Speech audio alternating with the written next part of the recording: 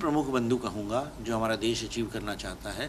पहला तो ये समिट पहली बार एक डेवलपिंग कंट्री में हो रहा है, पहली बार एक ग्लोबल साउथ कंट्री में हो रहा है, पहली बार भारत में हो रहा है। इसके पहले के समिट यूके में हुए ब्लेचली पार्क में, कोरिया में हुए सोल में, और गत वर्ष हम फ्रांस के साथ हमने को चेयर किया था, पेरिस में एक्शन समिट हुआ था।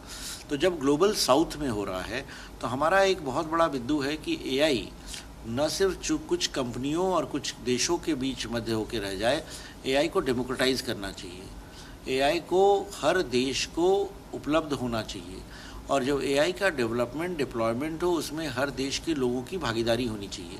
क्योंकि सबसे बड़ा जो आवश्यक क्यों है ये, क्योंकि एआई डेटा सेट्स के ऊपर डिपेंड करता है। अगर डेटा सेट्स बहुभाषी न हो, हर देश के कल्चरल कॉन्टेक्स्ट को न कैप्चर करें, तो हर देश के लिए सही जवाब नहीं देता है।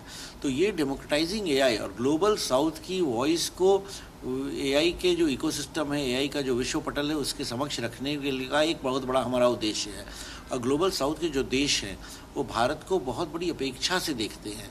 भारत को, क्योंकि जैसे डीपीआई हमने बनाया तो इंडिया स्टैक डीपीआई से प्रभावित होकर के बहुत सारे देश ऐसे प्रोजेक्ट्स अपने देश में कर रहे हैं। तो डेमोक्रेटाइजिंग एआई और ग्लोबल साउथ के नैरेटिव को बिल्ड करना एक हमारा बहुत बड़ा उद्देश्य है। दूसरा उद्देश्य हमारा ये है कि भारत एक टैलेंट प्रधान देश है। एआई के क्षेत्र में हमारे बहुत युवा हैं, स्टार्टअप्स हैं जो बहुत सारा कार्य कर रहे हैं। तो हम ये चाहते हैं कि पूरी दुनिया को हम अपनी एआई की क्षमता दिखा पाएँ, और जिस तरह से हमारी आईटी कंपनियां पूरे देश में आईटी का, पूरे विश्व में आईटी का काम करती हैं, उसी तरह आने वाले समय में एआई का कार्य पूरे विश्व में कर पाएँ।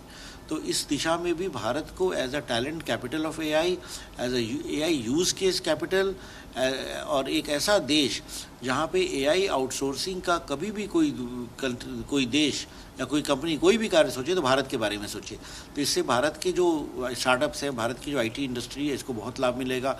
भारत के जो युवा हैं, जो एआई ट्रेन इंजीनियर्स, इनको रोजगार मिलेगा। तो ये हमारा दूसरा उद्देश्य है कि कैसे हम भारत की आईटी इंडस्ट्री को, भारत में रोजगार को बढ़ाने में एआई का उपयोग करके मदद कर सकते हैं।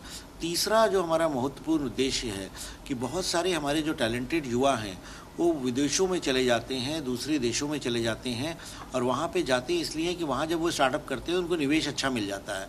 हमारे देश में वीसी फंड इन्वेस्टर्स एआई ऐसे स्टार्टअप्स के लिए कम उपलब्ध था।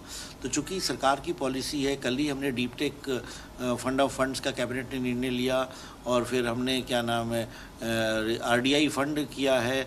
तो उसी तरह से वीसीज़ को भी हम एक तरह से मोटिवेट कर रहे हैं कि भारत के स्टार्टअप इकोसिस्टम में इन्वेस्ट करिए, और जिससे जब हमारे स्टार्टअप्स को यहीं पर निवेश मिल जाएगा, यहीं पर पैसा मिल जाएगा, तो उनको ये आवश्यकता नहीं होगी वो विदेश में जाएं।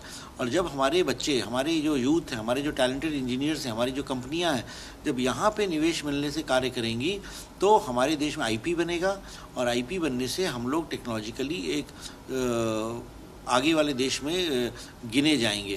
तो ये 3 महत्वपूर्ण उद्देश्य हैं जिसकी वजह से हम लोग एआई इम्पैक्ट समिट का आयोजन भारत में कर रहे हैं।